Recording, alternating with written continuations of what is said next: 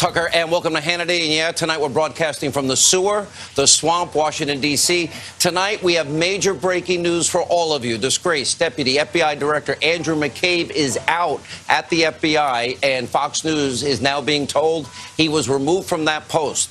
Now, Sarah Carter also is here with breaking news. Sources tonight telling her that McCabe's exit is just the beginning of more resignations, firings to come at the FBI. And also breaking this hour, this is huge, the House Intelligence Committee has voted to publicly release the classified memo. Release the memo. We've been telling you all week that shows severe FISA abuse against members of the Trump campaign. Now, the president now needs to give final approval before you can see it. All of that plus a Hannity expose into just how deeply corrupt and dishonest and conspiratorial the destroy Trump media really is. They have been lying to you, the American people, for over a year while ignoring a mountain of evidence of wrongdoing and corruption in what is one of the biggest scandals in American history. That is tonight's breaking news, all-important opening monologue of Busy Hour.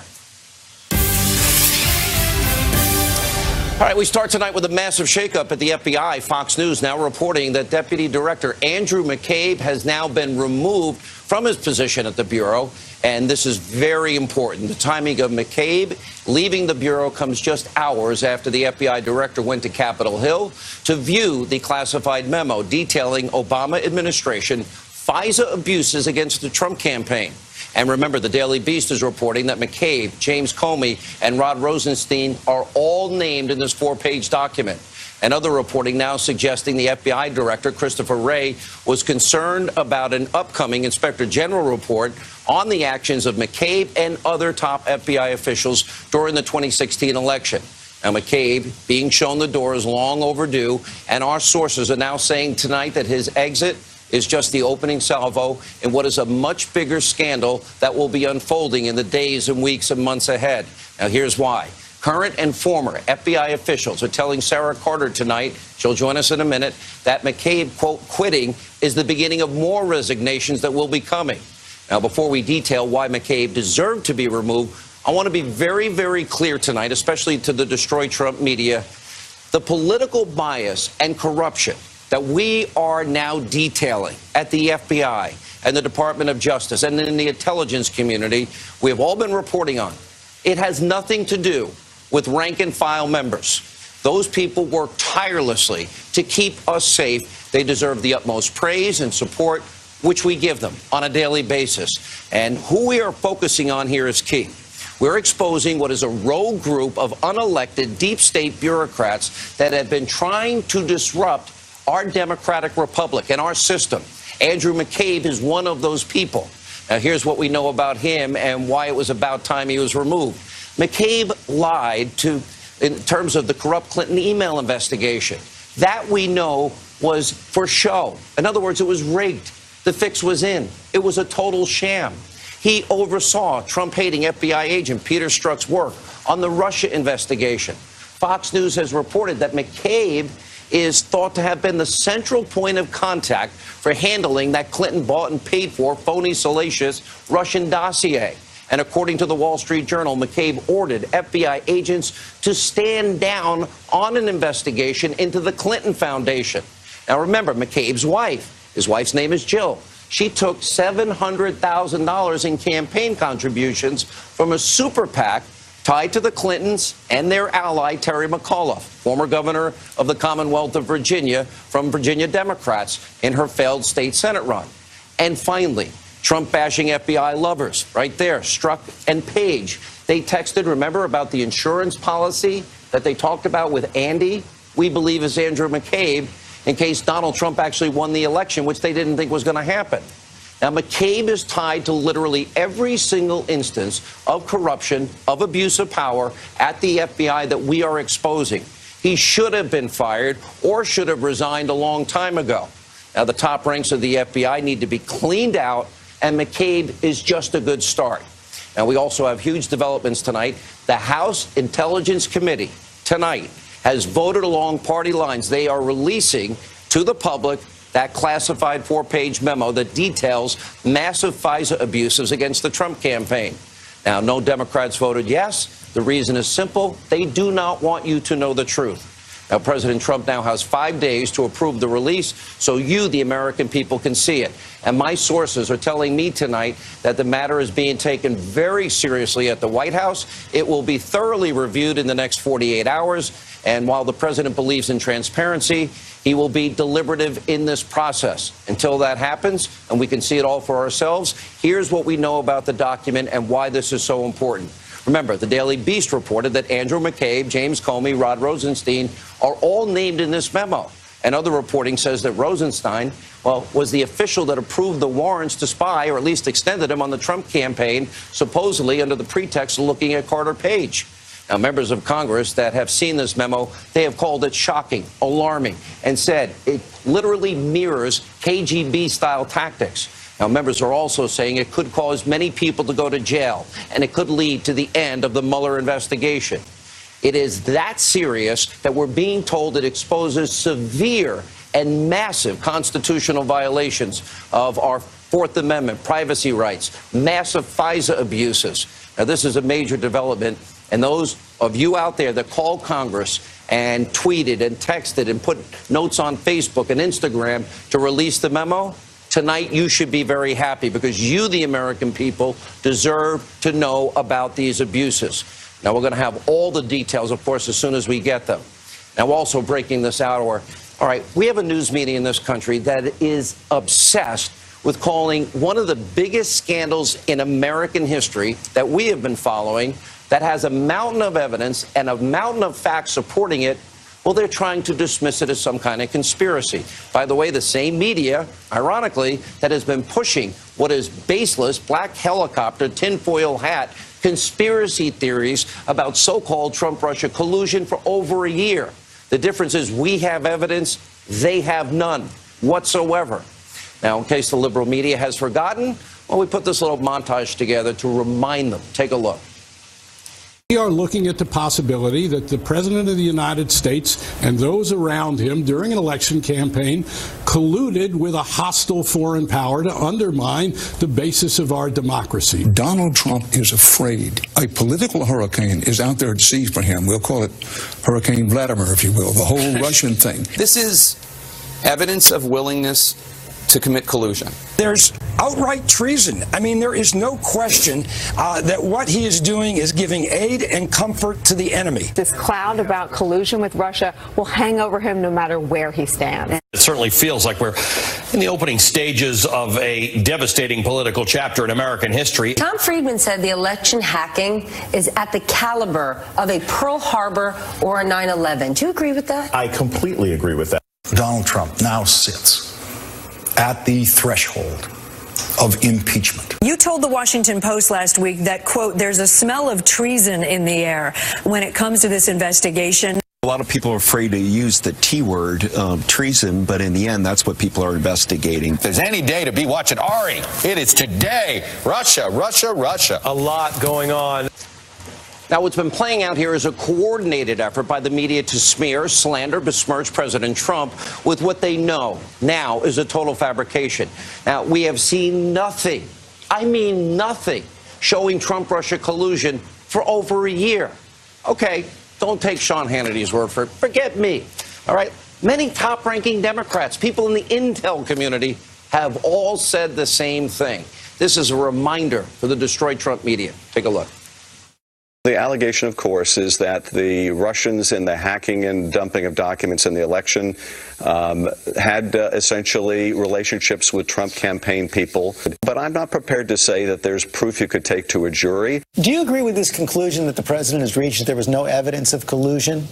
You know, we haven't seen any of that whatsoever, George. We've been looking and showing everything that they possibly have. That has not led to that.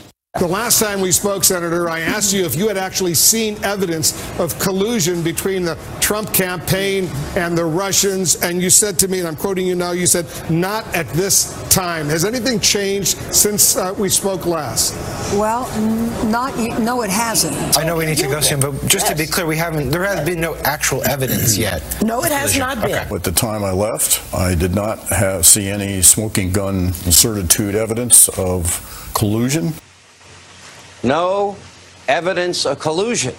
Now, the corrupt media in this country, they seem impervious to facts, truth. They don't look for the truth anymore. They're believing at this point their own lies. I think many have actually convinced themselves with their destroy Trump mentality that their phony narrative is actually true without any evidence.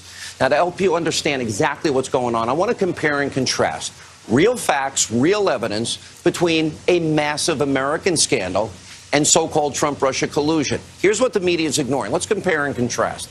Hillary Clinton, we know, broke the law by having a secret, top secret, special access program and classified information on her server. U.S. Code 18, USC Code 1870, whatever. There's a million laws. We put them up on the screen many times. Clinton broke the law when she deleted 33,000 subpoenaed emails. Remember? And then just to make sure, she acid washed and bleach bit the hard drive so nobody could ever get them. And then Clinton broke the law when her aides were smashing the BlackBerries and mobile devices with a hammer. Do any of you at home do that? And then they turned over cell phones to the FBI, but those cell phones had no SIM cards. Those are facts, incontrovertible. Now, we found out, too, that Peter Strzok, James Comey, and others, remember, they put the fix in. Who writes an exoneration before an investigation, before you interview Hillary Clinton herself and 17 other key witnesses?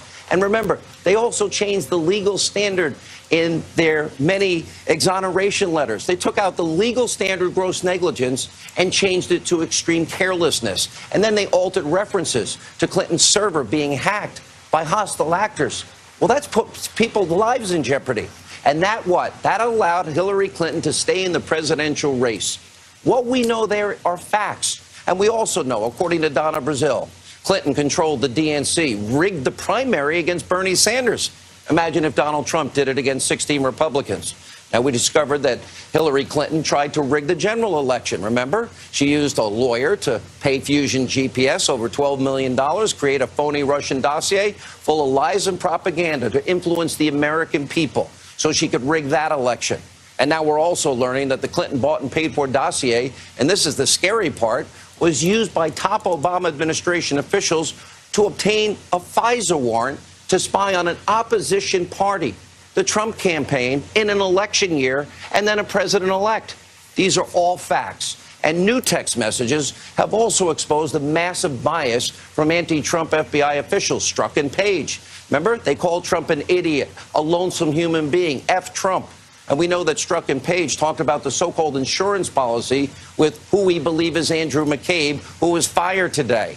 And remember, July 1st, before they ever interviewed Clinton, before Comey ever came forward and went public on July 5th, they revealed that Loretta Lynch knew the fix was in the Clinton investigation. So let's see, Strzok and Page and Mccabe and Comey and Loretta Lynch all knowing? Now, they were hesitant to investigate Hillary Clinton. We also learned because they thought she might win and retaliate against them. Those are facts. Those are real text messages, and it's only a small sampling of what has been released. There is evidence showing and proving all of this. So what does the media have to prove as it relates to Trump-Russia collusion a year later? Nothing. No evidence. No facts.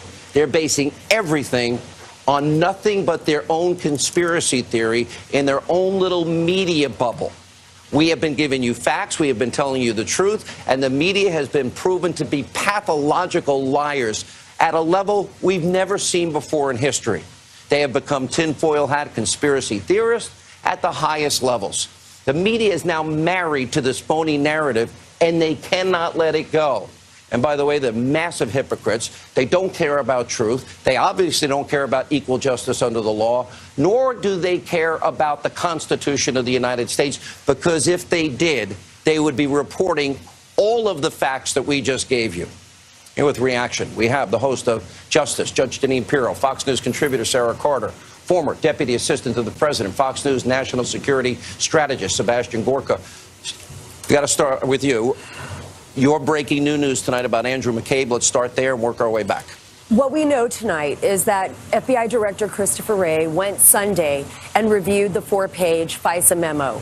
The very next day, Andrew Mccabe was asked to resign. Remember, Sean, he was planning on resigning in March. That already came out in December. This time they asked him to go right away. You're not coming into the office. I heard reports he didn't even come in for the morning meeting, that he didn't show up. A source of mine told me tonight that when Ray read this, it shocked him to his core. Shocked him to his core. And not only that, the Inspector General's report, I have been told tonight by a number of sources. 1.2 million pages already handed over to Congress. Correct, 1.2 million pages. But there's indicators right now that Mccabe may have asked FBI agents to actually change their 302s. Those are the interviews with witnesses. So basically, every time an FBI agent interviews a witness, they have to go back and file a report. Change it, that would be what? Obstruction of justice and against the law. Exactly. Obstruction of justice. This is something that the Inspector General is investigating. If that is the case, if this is true, and not just alleged, if this is true, Mccabe will be fired. I heard they are considering firing him within the next few days if this turns out to be true. Sebastian, as you take all of this in, as you absorb all of this, it's kind of, for some, it's hard to believe. But now the evidence has been mounting and mounting and mounting, and one smoking gun after another. It's incontrovertible at this point. It is, but it has to be put in the context of the history of our great nation. Remember, why was America created? It was created because of the usurpation of power, the capricious usurpation by a leader thousands of miles away. That's why America was created. It was about tea tax. It was about stationing troops on private property without permission. This is 100 times bigger. This is our government spying on political adversaries. This is federal law enforcement officials obstructing justice. You listed all the things Clinton did and all the things her team did. But let's not forget, the FBI destroyed the laptops that were part of the Clinton investigation. Who gave that order? Hey, who has an exoneration before an investigation? Right. The fix it because they wanted Hillary to remain. All right, Judge, let me go to you. You're great on the law. I know you've been very passionate on your own show on this. Let's break this down. All right. You know, what we're seeing here, Sean, is what we would expect to see in a third world country, where a political party is using their justice system to not only surveil individuals, but to change the course of a presidential election. This is not just, you know, some case where people are, you know, playing around with statements, trying to get them to change statements. This is about changing the course of American history by using the most powerful weapon that we have in the justice system, in the federal anyway, the FBI. I have been saying from the beginning, Sean, this guy McCabe needs to be taken out in cuffs. They should not be paid by the American people. He shouldn't be able to dictate when he's going to leave. And by the way, I have to say one thing. You know, Sean, you just said that Christopher Wray was shocked when he read that 4-page memo. You know what? How could he be shocked? He's the head of the FBI. Everything that you and I have seen that we've been talking about for the last year has been something that has been corroborated factually. And now all of a sudden he's shocked? Why are they shocked on the day before the public is going to get to see this information, assuming the president lets it out? They knew about it, and now they're caught with their hands in the cookie jar, and now they have to say, oh, we're going to make McCabe go, and maybe more charges. Listen, the reason that this will be coming out, and I'm glad that the White House told me tonight that they will be deliberative, that they're taking it seriously, they're not rushing out with it. Obviously, the State of the Union tomorrow, I'm hoping we'd see this by Wednesday night or Thursday. But they're doing the right thing, because this is not a game. We are talking about people's lives. We're talking about potential crimes. We're talking about people being charged, going to jail. But more importantly, and the scary part of this, and I'll throw this to Sarah for more information, is that we have now weaponize the powerful tools of intelligence. FISA is important because that means that's our government spying on citizens. And if Hillary's bought and paid for dossier was the foundation to do this, wow. And it was a very shoddy foundation. To influence a presidential election. A duly elected president of the United States voted for by the people of this country. Sean, this is bigger than anything anybody can imagine. And when you say that this makes Watergate like stealing a Snickers bar from a drugstore. Absolutely. And think about this. This is why there were so many whistleblowers, Sean. Not even just the whistleblowers that were going to the Inspector General, to the House Intelligence Committee. But think about this. The Foreign Intelligence Surveillance Court chided the Obama administration. We broke those stories last year. Remember that? Of course. We This has broke been a year. They We've been chided the Obama administration for violating the laws. Yes. And Sure. this is where it all started. Yeah, Dr. Barker. There's a very special reason why America doesn't have an internal security service. We don't have a KGB. We don't even have an MI5. Think about that. A lot of people after 9/11 said, we need to have an internal security service to spy on Americans. And we said, no, it's un-American. What have we just heard? That the Obama administration used the intelligence community for political purposes. And with a bought and paid for opposition dossier of lies. All right, you get the last word tonight, Judge Janine. You know, one of the things that we have to worry about going forward is, as the evidence is out there, and my hat is off to Sarah Carter, to the Hill, John Solomon, all those guys, but we need a prosecutor in the Justice Department. We need a prosecutor in that Justice Department, not Rod Rosenstein, who right now is in the middle of all this, Judge, and in the middle of we Uranium need a special One. counsel. We need it yesterday. We need it appointed. What is everyone waiting for, Sean? I don't know what they're waiting for. I don't know. It's a scary night, but there's going to be a lot of news all week long. We are part of a small group of people. I'll add John Solomon. I'll add Greg Jarrett. I'll add Tom Fitton. I'll add Joe DeGeneva and Victoria Tunsing. Anybody I'm missing? Chris Farrell. Chris Farrell. Chris Farrell. And I will say Freedom Caucus members and some others. Not a lot of them. Ron DeSantis, Mark Meadows, Jim Jordan. Sad. The media's been lying to you. We've caught them. When we come back, Kelly.